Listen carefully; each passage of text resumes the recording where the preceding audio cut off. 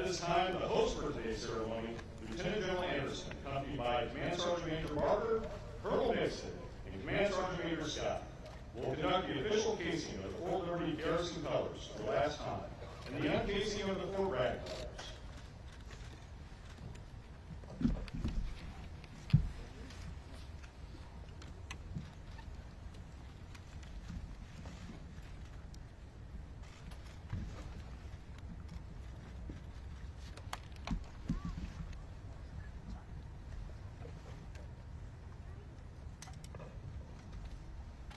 The very heart of the unit is symbolized by the colors for which the troops serve.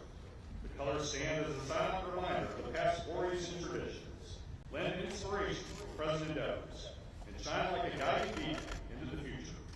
The essence of the casing and uncasing ceremony is an event marked by tradition, honor, respect, and sacrifice. Tradition holds that the colors lead the unit into battle, emphasized by the regulation containing instructions to the color bearers, which states, when in action, resolve not to part with the colors, but with your life.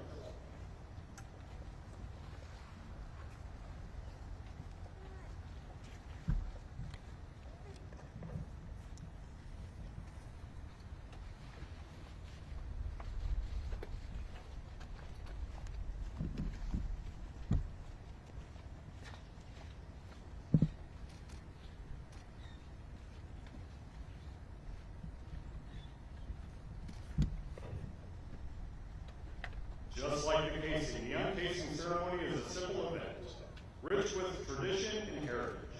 It defines a point in time to commemorate the beginning or continuation of the unit's history along with the lineage by carrying on the finest of traditions of the United States Army.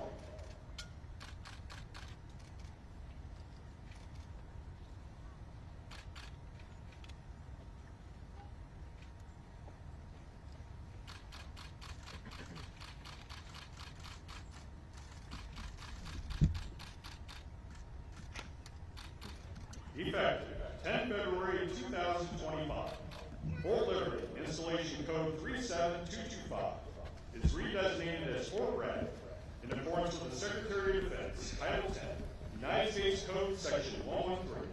I direct the Army to change the name of Fort Liberty, North Carolina to Fort Bragg, North Carolina, in honor of Private First Class Roland Bragg.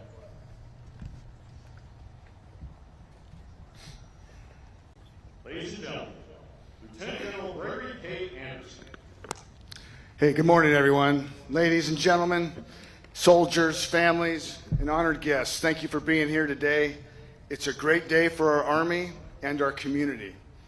To our Secretary of the Army, the Honorable Dan Driscoll, our senior official performing the duties of Undersecretary of the Army, Mr. David Fitzgerald, to the Commanding General of the United States Army Forces Command, General Pappas, and Command Sergeant Major Holland, to our dear leaders and friends from across North Carolina, Senator Budd, Congressman Hudson, Congressman Harrigan, Lieutenant Governor Hunt, State Senator Overcash, State Representative Loftus, and Mayor and Mrs. Bellflowers. I'm grateful to you all for your leadership and service and for honoring us today with your presence. To the wonderful family of Private First Class Roland Bragg, it has been great to get to know you and to have you here after traveling from every corner of this nation. You have made this event truly special for everyone. Thank you. Today, we gather on an installation that is the largest in our Army per capita, covering 164,000 acres, supporting over 48,000 soldiers, 80,000 family members, 2,000 Department of Defense civilians, and nearly 100,000 retirees and their families. It is home to our Forces Command and Army Reserve Command. It is home to the 18th Airborne Corps, the Joint Special Operations Command, the United States Army Special Operations Command, the 82nd Airborne Division, and much more. Fort Bragg is just not any base. It is our nation's premier force projection platform.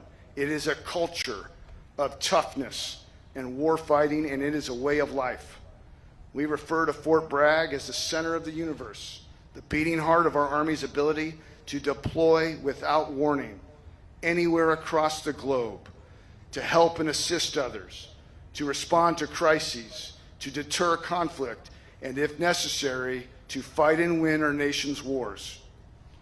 For over 100 years, our citizens have come here from every corner of the nation, every walk of life to serve others, to live with noble purpose, and to challenge themselves to become the nation's warriors. Fort Bragg is a place where ordinary people transform into heroes. Ordinary people like Private First Class Roland L. Bragg. PFC Bragg came from humble beginnings. His story embodies the greatest generation. Born in Webster, Maine in 1923, he came of age in the depths of the Great Depression, selling vegetables from the family farm and working alongside his brother at his father's auto salvage yard. In July of 1943, Bragg enlisted in the Army, and after earning his jump wings, he was assigned to the 513th Parachute Infantry Regiment, 17th Airborne Division, 18th Airborne Corps, and he trained right here in the pine forests of Fort Bragg. Soon he was off to the European theater of World War II, and on a bitter cold January morning, outside of Bastogne, Belgium, as the Battle of the Bulge raged, he would put that training to test. The 17th Airborne, or the Golden Talons Division, was engaged in a fierce battle over a critical piece of terrain. During that fighting, Private First Class Bragg was wounded and taken prisoner along with 4 other paratroopers. They were subsequently taken to a German aid station behind enemy lines. While he was there, PFC Bragg learned that his German captor and another American paratrooper were both Freemasons.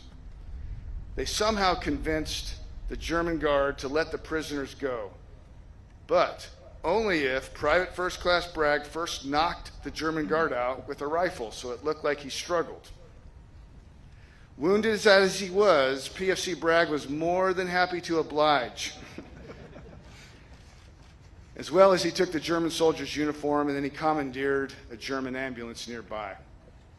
Bragg then loaded the wounded paratroopers into the truck and began a race back to the American lines under intense fire. Fire which he actually believed had killed the wounded paratroopers in the back of the ambulance that he had tried to save.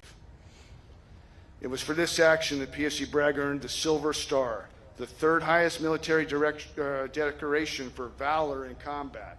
He was a hero. But we can only imagine the burden he carried for years, believing he had let his fellow paratroopers down. Roland Bragg married his wife Barbara in 1946, and together they raised 3 daughters, Linda, Deborah, and of course Diane, who we are honored to have with us here today. Diane, could you please stand up so we can see you? Thank you.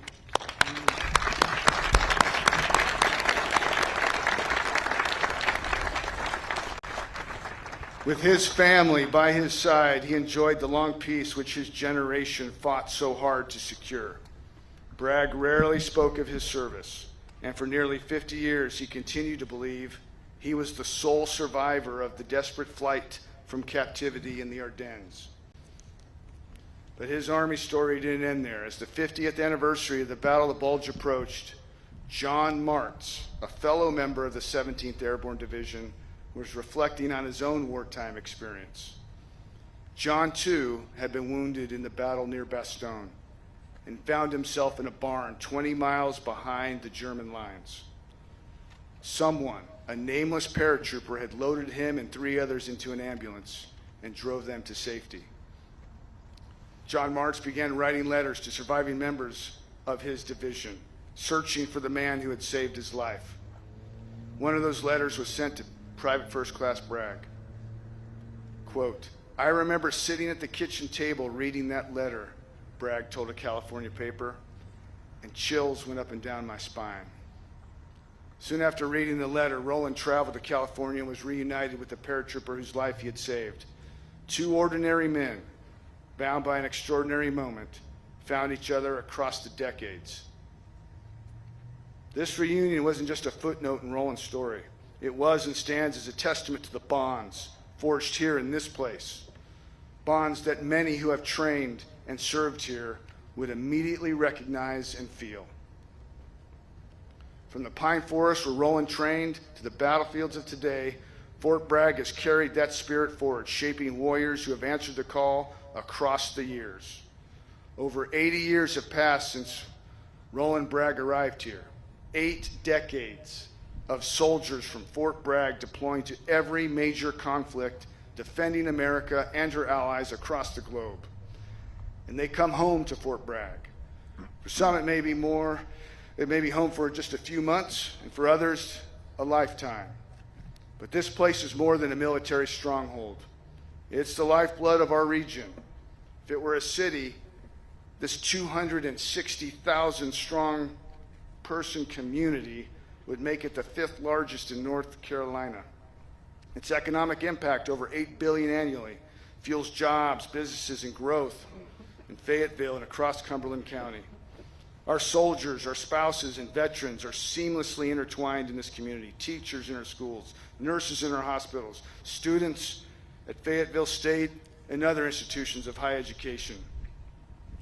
These community ties and partnerships have bound us together across generations and form a collective pride and reverence for this place we honor today. Today we salute a man who answered the call, came to North Carolina, and forged the best version of himself. And so today we honor a hero worthy of the name Bragg. It is synonymous with excellence. It is the home of airborne and special operations forces. When the nation needs to project power on short notice, the first call comes to Fort Bragg. When that call comes, we answer with speed and overwhelming force, and if necessary, we will fight and prevail. Just down the street, about 500 meters off to my right, stands a statue. We call him Iron Mike, but the official name is the Airborne Trooper. It's not a statue of a particular person, but a mirror reflecting the potential of every soldier who passes through these gates. Roland Bragg didn't arrive here a hero. Shaped in the crucible of Bragg's training grounds and in the battlefields, he became one. So Iron Mike stands as proof of that promise. The nameless airborne trooper, a quiet hero reflecting not just who we are, but who we can become.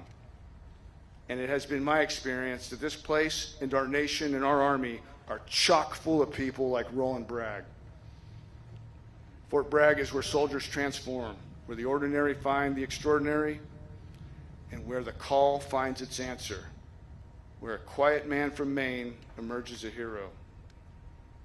In his honor and in the shared legacy of all who have called this place home, we answer the call. Welcome back to Bragg.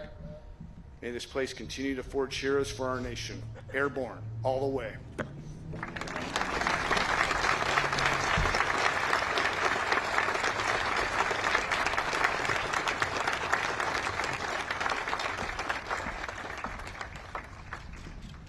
Ladies and gentlemen, the granddaughter of Private First Class Roland Bragg, Mrs. Rebecca Otto.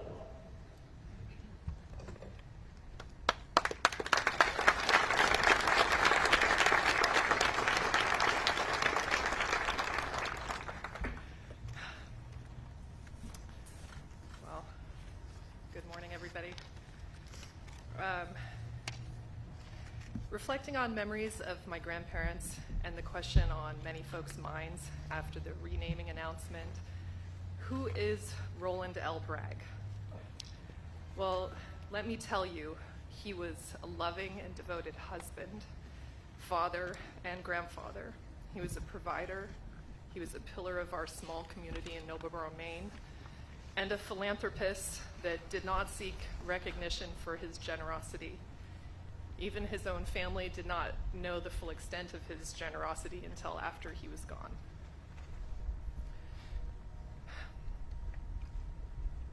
He liked to joke around. He didn't take things too seriously. And he was extraordinarily curious about everything. He loved new technology and wanted to know how things worked. And I remember him being particularly tickled when VHS movie cameras came out. I can only imagine what he would think of the technology we have now. I never saw my granddad wear his military uniform. He was not one to go to a Memorial Day parade or a Veterans Day parade. Even one Memorial Day when I was marching in a parade in our town, he was working. The uniform I knew him to wear were green and blue Dickies, work clothes, a t-shirt, and later in life, suspenders. And he had a big heart. He was strong, hardworking, and proud. My grandpa, as you've heard, was a Depression-era kid. He grew up with very little, and he's definitely a member of what I think we all know and understand to be the greatest generation. He saved everything and anything that had any value or could be reused or salvaged in any way, and he put those salvage efforts to good use in many projects over the years. My grandfather was a stable force in my life. My grandparents' home was a second home to my sister Jennifer and I. We grew up in the same small town of Nobleboro, Maine, and we were at our grandparents' home a lot. I have a lot of really great memories of my granddad, playing checkers with him and him never letting me win. And I literally never won. He would make pancakes for us, and I know this was a tradition he did for his own children. He carried it on to his grandchildren, and he would take special requests, any shape you wanted. If it was a bunny or a bear, didn't matter. You want a leaf, he'll make it for you. I had a lot of fun going on outings with him. He loved to go to air shows and car shows and antiquing, and I got to go looking at jobs with him when he ran his building moving business.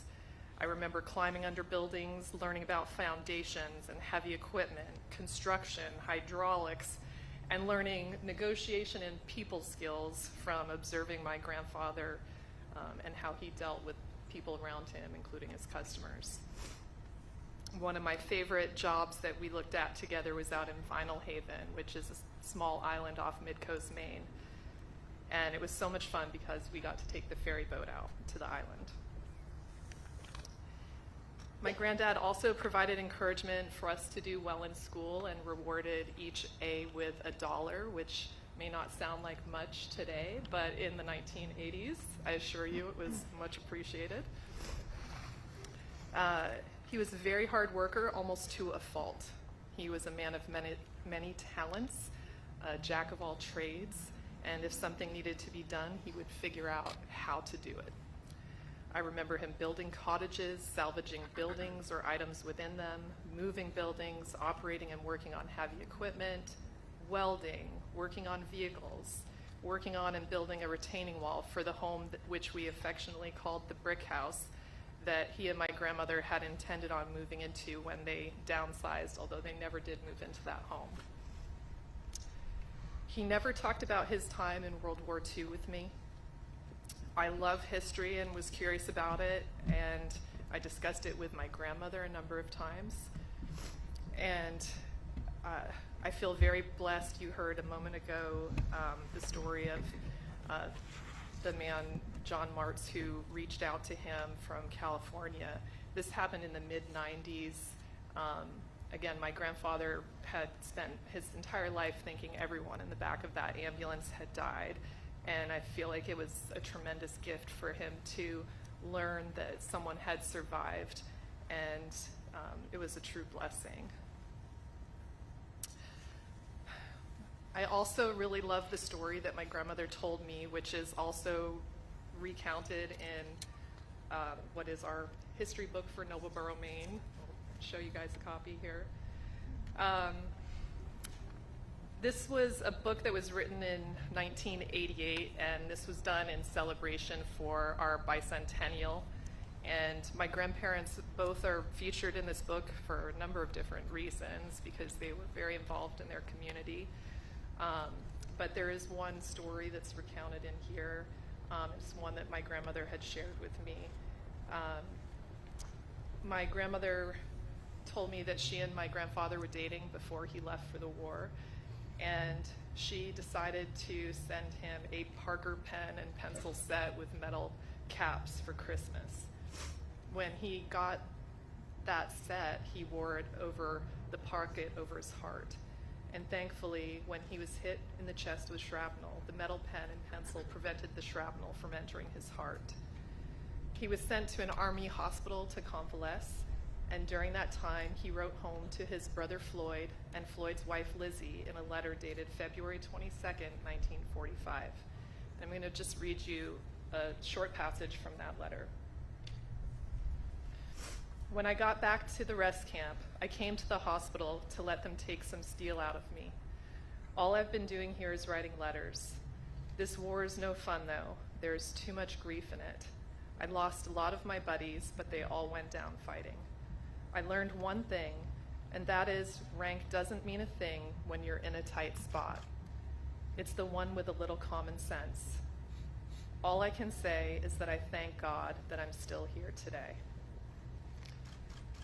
I've always loved this quote, and I've shared it with my own children over the years when retelling our family history. And I think my granddad, if he were here today, would encourage the folks here to use their common sense, to work hard in school and beyond. And most certainly he would want them to appreciate the importance of giving back and making an impact on your own communities when you're done with your service to your country. And thank you for having us here today.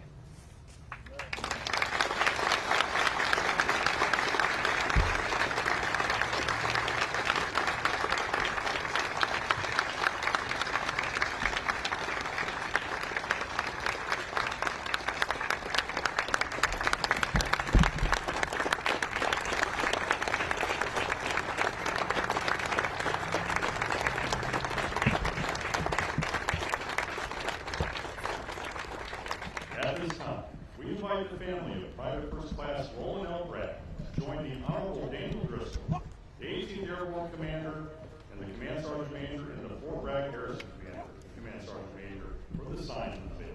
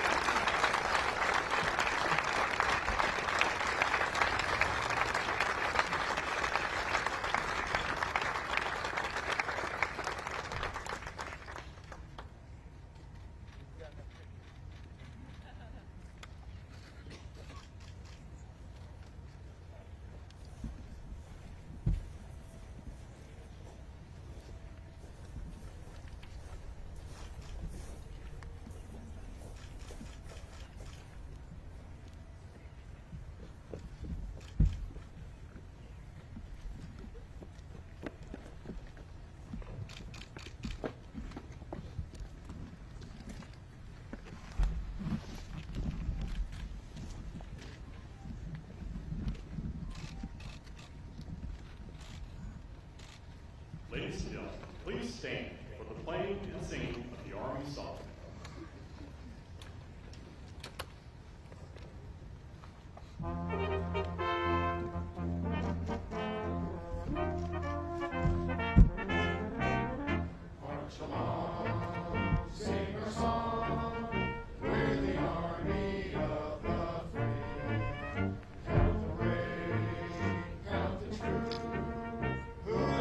To victory, we're the Army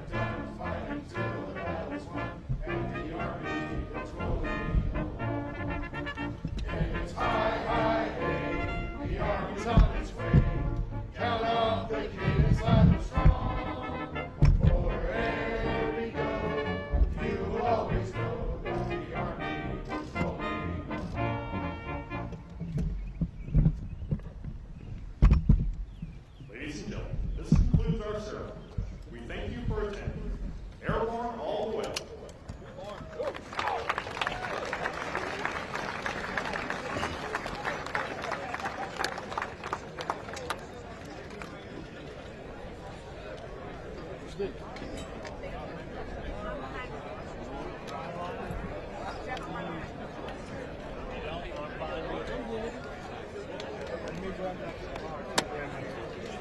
want to do that? Right here. Excuse me.